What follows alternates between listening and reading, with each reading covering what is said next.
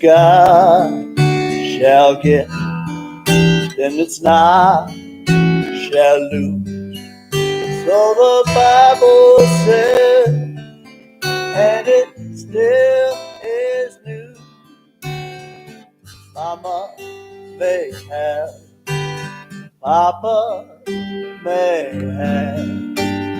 God bless the child that's got his own, that's got his own.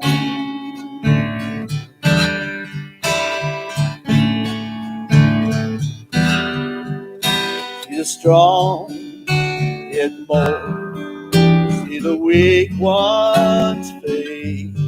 Empty pockets, they'll never make the grade. Mama may have, Papa may have, but God bless the child, got his own, that's got his own.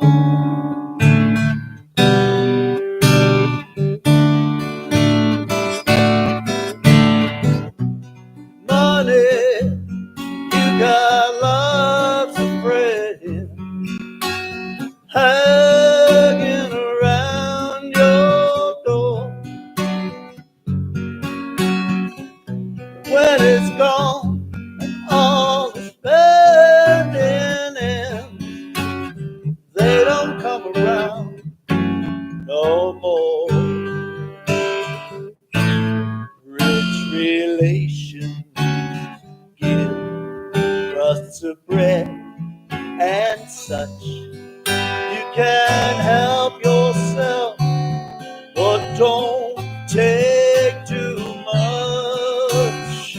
Mama may have, Papa may have. God bless the child that's got his own, got his own.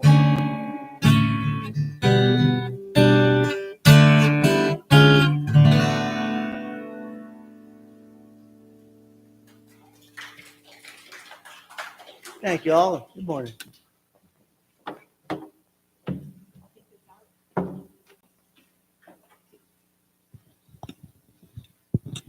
Good morning.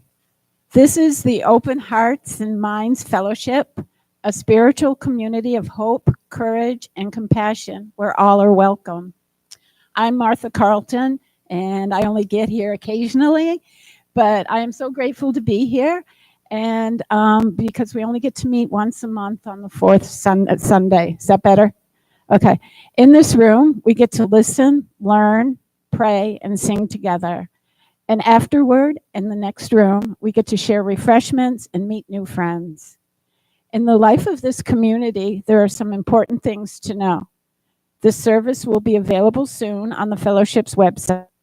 In addition to our in-person services, we also meet in the virtual world via Zoom on the second Sunday of every month at 10:30 a.m. And we also gather together every Friday at 5 p.m. via Zoom to socialize while we enjoy each other's company. As a spiritual community of hope, courage, and compassion, we believe compassion is a fine feeling made even better when we give the power to actually do some good in the world. So as a congregation, we are self-supporting due to the generosity of our members and friends. The fellowship sets aside funds to support its outreach programs, including ongoing support of Community First, a village in Northeast Austin that provides comprehensive services to the homeless. Every quarter, the fellowship also raises money to support a different social outreach program. This quarter, the fund goes to a free lunch ATX. Okay, we just heard Steve Brooks, but I would like to introduce him.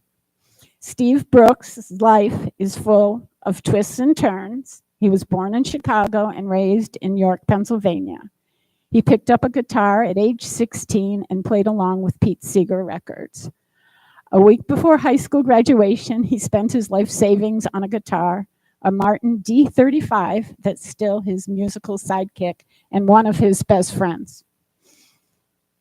A week later, he left to go to college to study philosophy and punch cows in Deep Springs College. After college, he headed back east just in time for the 3 Mile Island nuclear power accident. A year later, he was on stage with Pete Seeger singing some original verses to This Land Is Your Land. Steve co-wrote the Slade Cleaves classic, One Good Year, and wrote other songs performed by the likes of Oscar-winning actor Russell Crowe. He also wrote a satirical song a week for Jim Hightower's nationally syndicated radio show. After many other chapters in his life, he's a freelance journalist and a lay speaker at Unitarian Universalist churches around the country, where he sermonizes on the spiritual sides of everything from songwriting to his dog. Please welcome Steve.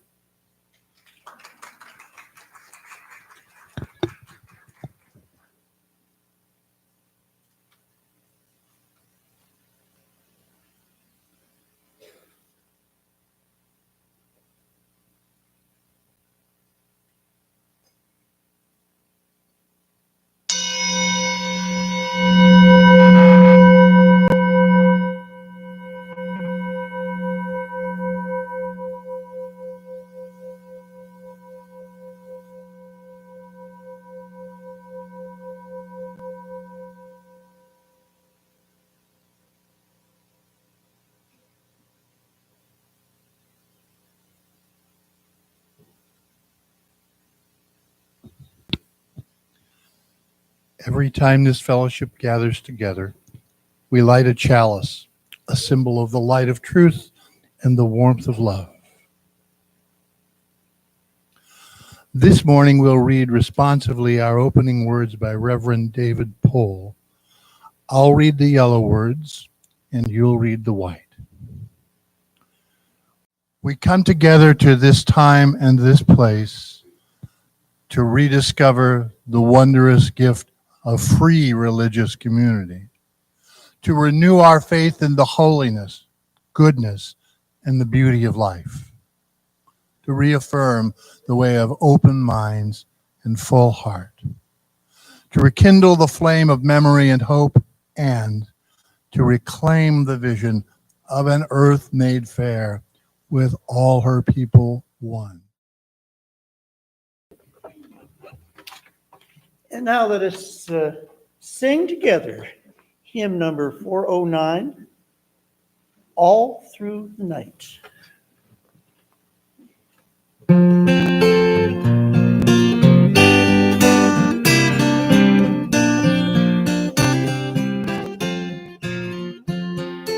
Sleep, my child, and peace attend all through the night.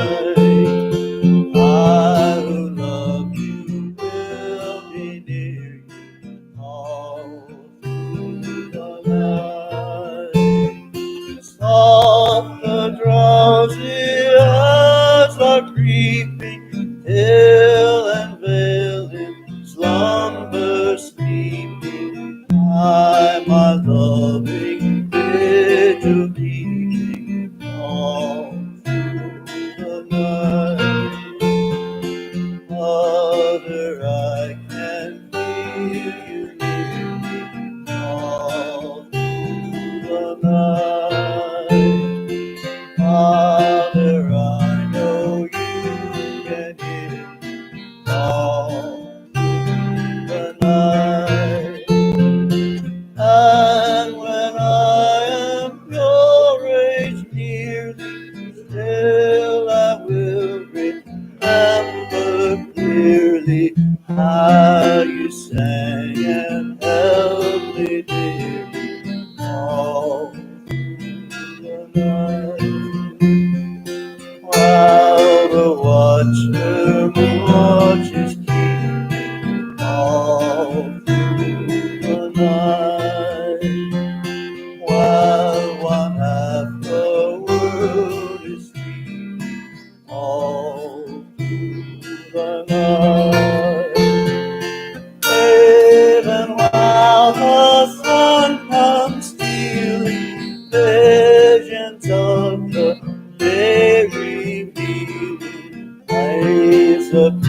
pure and holy people all through the night.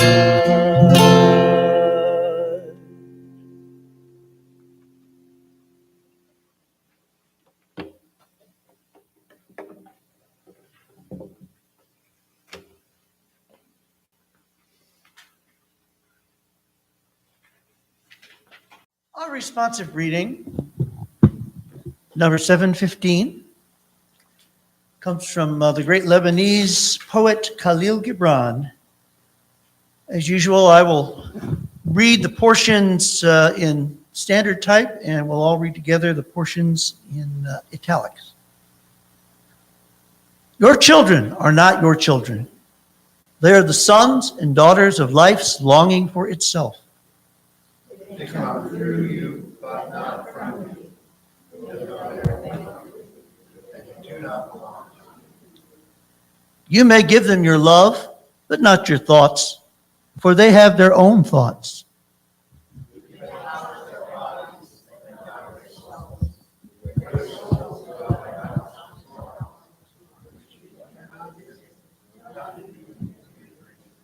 You may strive to be like them, but seek not to make them like you. For life goes not backwards, but tarries with yesterday.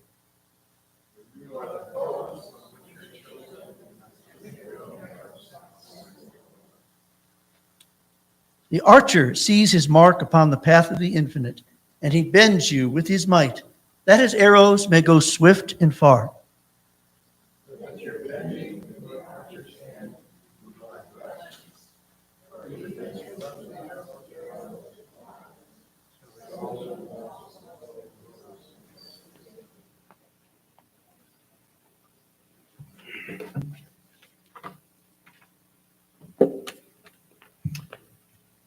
This next song is a tribute I wrote to one of my chosen families, a group of people with whom I have spent just about every Thanksgiving for the past 30 years, and who I will be seeing again in a few days camping out down in Driftwood. In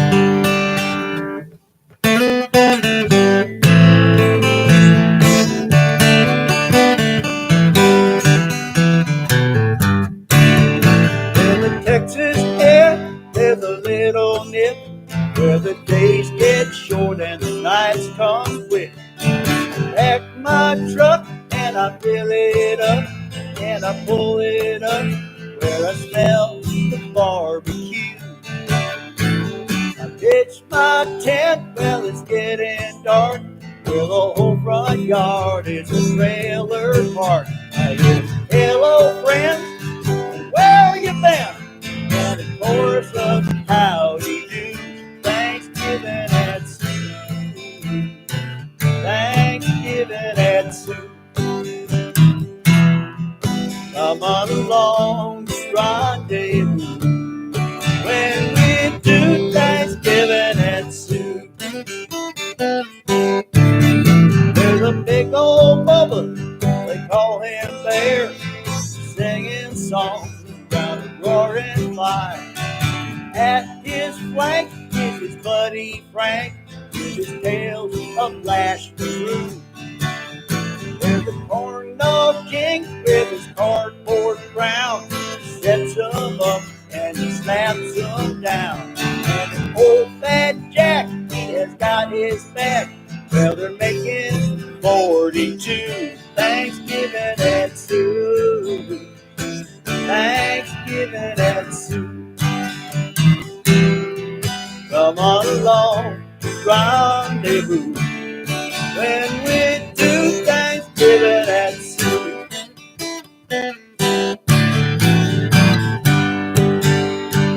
Wendy's home from the Middle East. Javier's been hunting some wild beast, and his wife Diane with bassoon in hand, like a goose that sings the blues.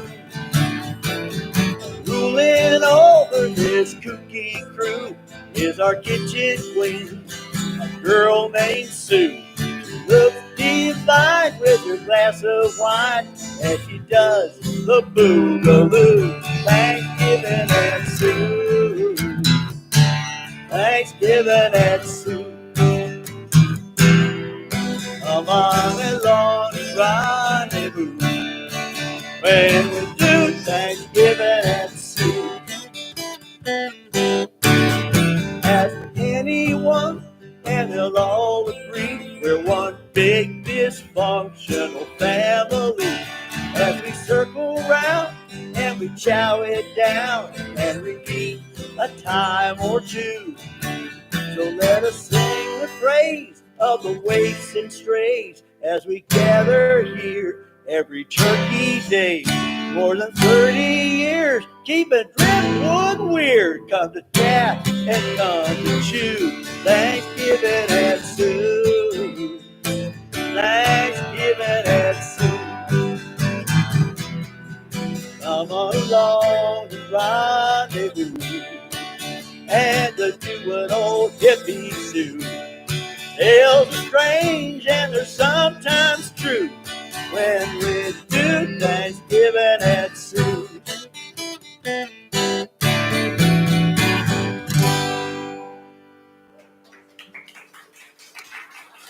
All true stories.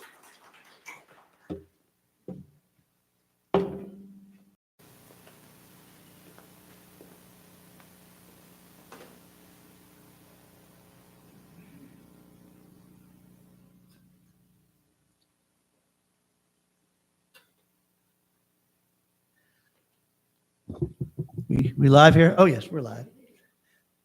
As you may have noticed, since well before Halloween, the holiday season is upon us. For many of us, a major part of Thanksgiving and the holidays that follow is family. I want to acknowledge that not everyone has a family with whom to spend the holidays. But a lot of us will be gathering with members of our families, some of whom we don't see during the year, some of them from places far away. By the end of the gathering, we may well be giving thanks that some of them live so far away. It might be the sibling who still pushes our buttons, the InfoWars uncle, or the cousin who won't control their kids.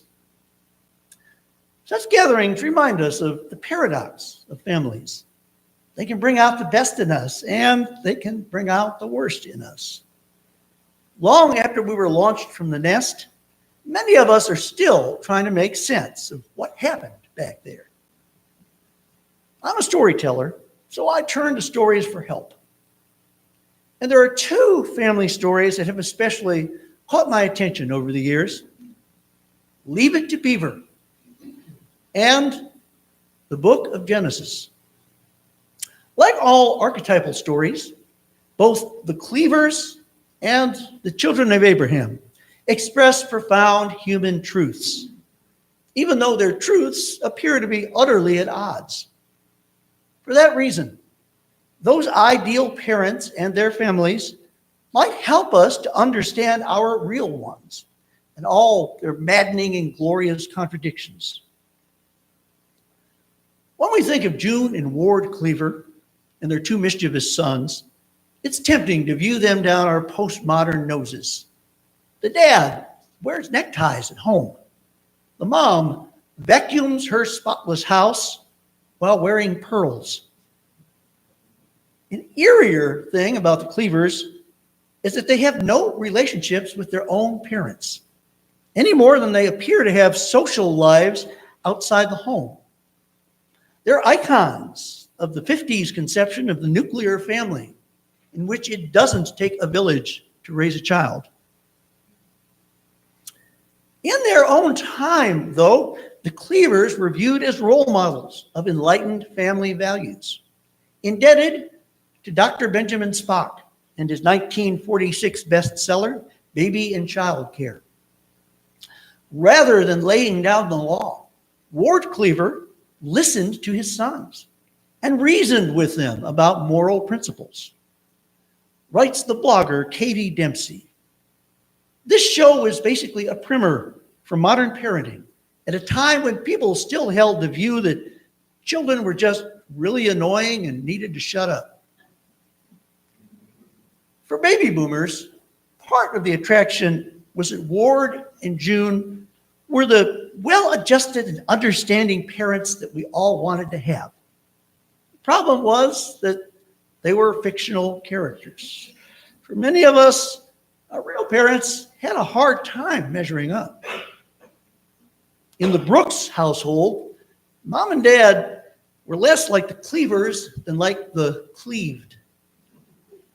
No amount of good intentions could bridge the fault line between them. Nonetheless, when they finally threw in the towel after 16 years, it caught me by surprise. From where I sat, most of my classmates' families looked as normal as the Cleavers. What, I wondered, was wrong with mine? I found it oddly comforting many years later when I first read the book of Genesis.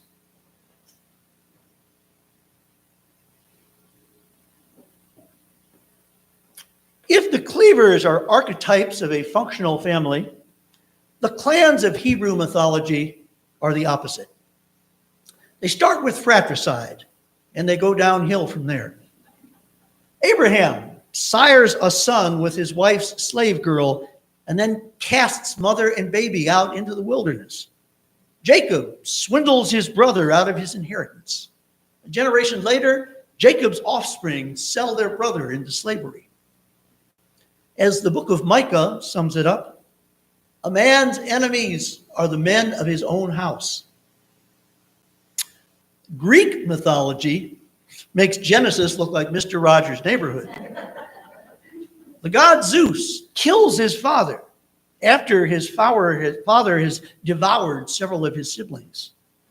From Oedipus on down, the great Greek tragedies are all family affairs. Our oldest stories are telling us that families have been dysfunctional from the beginning of time. Without them, there would have been no material for Shakespeare or Dostoevsky, not to mention soap operas or sitcoms. Now, I can't tell you whether a dysfunctional upbringing makes a person more likely to appreciate King Lear or the brothers Karamazov. I suspect, however, that it accounts for much of the popularity of The Simpsons, South Park, and Family Guy. What's going on here? From a child's eye view, these tales help me to blow off steam. I laugh at Homer Simpson because I secretly thought that my dad was self-absorbed and clueless, and because I knew better than to tell him to his face.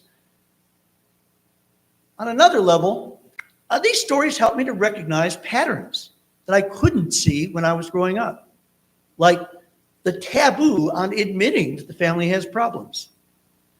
King Lear rewards the daughters who lie about them and punishes the one who tells the truth. He shows me the consequences of denial. Communications breakdowns followed by civil war. But I get a more primal satisfaction from these stories, a sense that I'm not alone. After years of being told that everything was fine, it was a shock to discover that it wasn't. It made me question everything I knew. With hindsight, I realized that many of the families around me were guarding their own secrets. It reassures me that if I wasn't blessed with the happiest of childhoods, I'm no less normal than the kids who were. As the novelist Claire Lazebnik writes, no one's family is normal. Normalcy is a lie invented by advertising agencies to make the rest of us feel inferior. Now, I want to be fair to my parents. They sacrificed much of their own happiness for what they thought would be mine. I never had kids of my own, so I never faced the challenges that they did or gave them the chance to say, I told you so. Whatever gifts I have as a musician, a writer, and a smartass came directly from them. The gift they couldn't easily give me was emotional support. probably because they weren't supporting each other. Looking back, I understand that they did love me unconditionally, but because they found it so hard to express, I didn't feel it. What I could feel was that something was missing. Somewhere in our psyches, I suspect that each of us has an innate sense of our ideal family. We know which needs our real families met and which ones they didn't. But we never really give up on those needs. Instead, we spend a lot of our adulthoods seeking other ways to meet them. Thankfully, the past few decades have expanded our options. We have a variety of therapies for survivors of dysfunctional families. Pop psychology has given us the inner child and the idea that we can be our own parents, lavishing ourselves with the TLC that the first pair couldn't quite manage.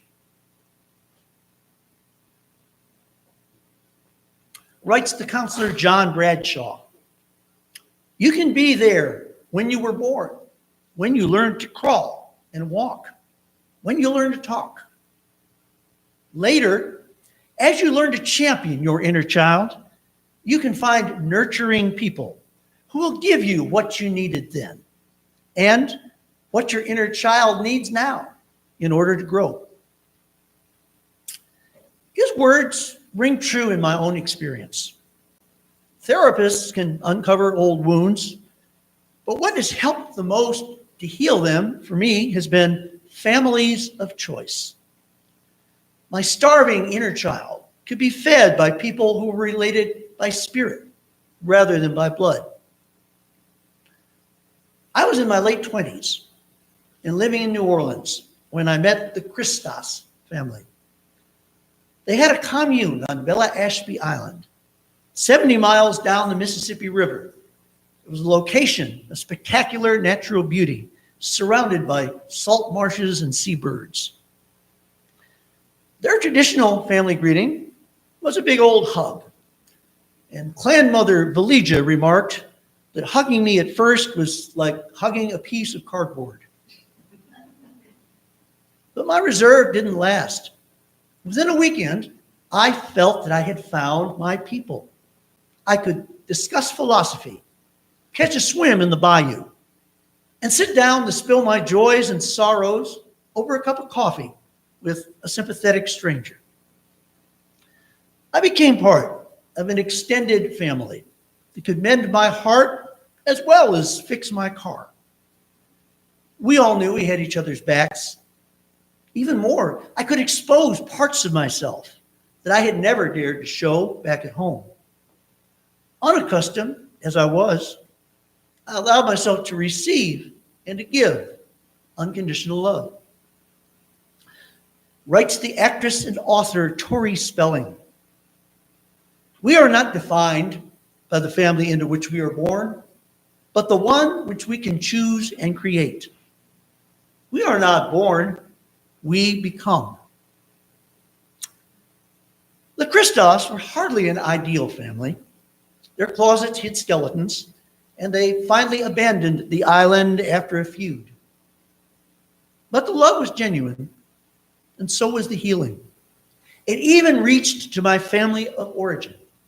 My dad and my brother each came down to visit the island, and we grew closer as a result. I also adopted a spiritual sister who years later would marry me and my sweetheart, and a spiritual mom and dad who encouraged my heart's desire to quit my day job, devote myself to music, and move to Texas. Since I've lived in Austin, I've collected a few other surrogate families. I attend annual reunions at the Kerrville Folk Festival. I celebrate every Easter and Thanksgiving with a clan called the Waifs and Strays. I've seen some of my own chosen relatives into this world and many of them out of it. In a way, I'm lucky to have chosen families so consciously. In the wider world, we often seek them unconsciously. We try to create ideal families through marriage. Beyond the home, we project our family dynamics onto larger groups. Take politics. The linguist George Lakoff writes, "We usually understand large social groups like nations in terms of small ones like families." Lakoff traces political values, both conservative and liberal, back to two competing models of child rearing: strict fathers versus nurturing parents. We can see both models in religion. In the Old Testament, Yahweh is a strict father who punishes disobedience. The New Testament shows us a nurturing dad, more of a heavenly Ward Cleaver. In between, we find our churches. On the one hand, we haul our family baggage right into our pews. A Unitarian leadership school taught me to analyze congregations as extended families. When conflicts arise, church members tend to react specific roles, like the symptom bearer, who acts out the dysfunctions of the entire family system. The flip side is that our congregations give us another chance to identify our baggage and to set it down. When we remind ourselves of our shared covenants, we have an opportunity to settle some of our old sibling rivalries. Churches are like families, writes Meg Barnhouse, former minister of Austin's First Unitarian Universalist Church. Present are the relatives who drive you nuts, and the misunderstandings that hurt, and the destructive behavior. At church, you also get the warmth, growth, shared history, support, love, joy, and pain, just like in a family. The lesson, I believe, is that for better or worse, families are like oxygen. We can't live without them. As human beings, we seem to have an inborn need, not just for one-on-one friendships, but for belonging to an intimate group, an interconnected web of love and support, of competition and contention that sustains itself over time. If we're not satisfied with our families of origin, we try to create new ones, striving to nudge them ever closer to our ideals. In our present era, when our notions of family have expanded to include single parents and parents of the same sex, I suggest we can extend it even further. We can include peer groups, clubs, subcultures, and yes, beloved communities. Each, in its own way, can help to fill the cups that our birth families left half empty. Each is part Genesis and part Leave It to Beaver. So here's to our families, to each and every one of them. Or, as we say here in Texas, bless their hearts. We can love them and we can hate them, and there's no shame in doing both. But in the words of the novelist Tom Robbins, each of them offers us this promise, that it's never too late to have a happy childhood. Or, as Mother Teresa put it, the way you help heal the world is you start with your own family.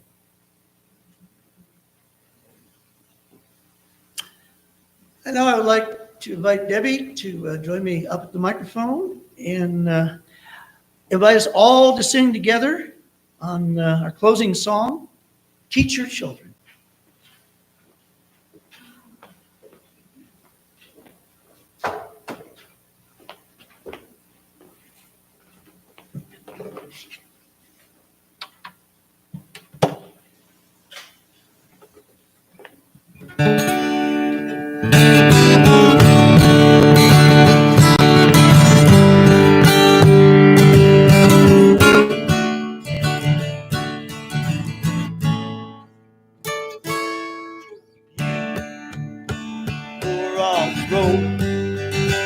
must have a code that you can live by, and so become yourself, because the past is just a goodbye.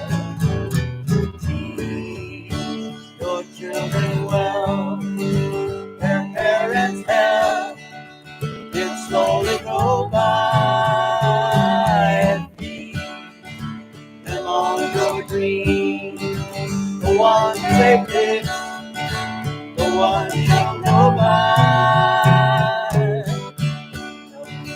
Just and why you would cry, but just look at them inside and know they love you. And you, again here, can know the fear that you held us through by. Tell them with your youth, they seek the truth before they can die. Teach your parents well, their children's hell will slowly go by, and feed them on your dreams, the one they fix, the one you know by. Teach your children well, their parents' hell did slowly go by, and feed them on your dreams, the one they fix, the one you'll know by. Ask them why they don't cry, but just look at them inside and know they love you, and know they love you.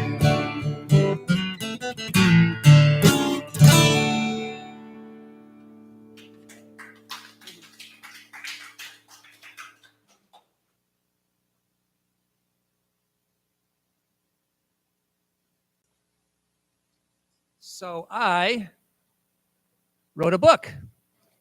It's called Navigating Our Future Challenges. It's a collection of thoughts on the social and technological challenges we all face, with a little humor thrown in. I made it so it's accessible to everyone, regardless of your background. And I want to thank some people in the congregation who actually helped give some thoughts and ideas. And it also includes some previous sermons I gave here. It's finished about 2 weeks ago. And so far, I have sold a grand total of 1 book.